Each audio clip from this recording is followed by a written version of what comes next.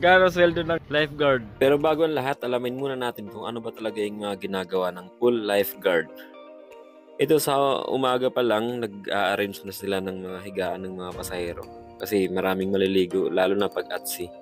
Nga pala dito sa MAC, pareho lang yung sahod ng lifeguard at saka yung pool attendant. Ito yung ginagawa ng mga pool attendant. Isipin nyo, nagpupunas sila, tapos nasa initan. Kasama din yung magbigay ng mga towel. May times naman na-relax lang sila. Pagkatapos nila magpunas-punas, mag-arrange ng mga higaan, yun na, uupo na sila dun sa upuan nila, lalo na yung mga life pool attendant. Medyo mahirap lang talaga kapag C-day kasi halos lahat naliligo talaga eh. Kasi wala naman silang malabasan dahil nasa karagatan kami.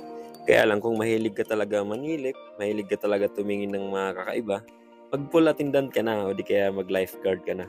Siyempre, marami kang makikita. Siyempre, yung pinaka-main talaga na trabaho ng life pool attendant dito, ang tumingin sa mga naliligo.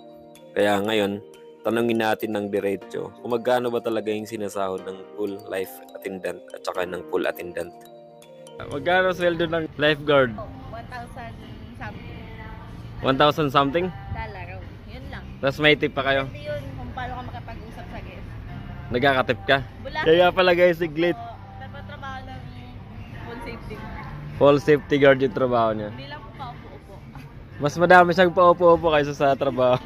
Mag-set up, gano'n. Tapos, the whole day, yun, bantay ka sa pool.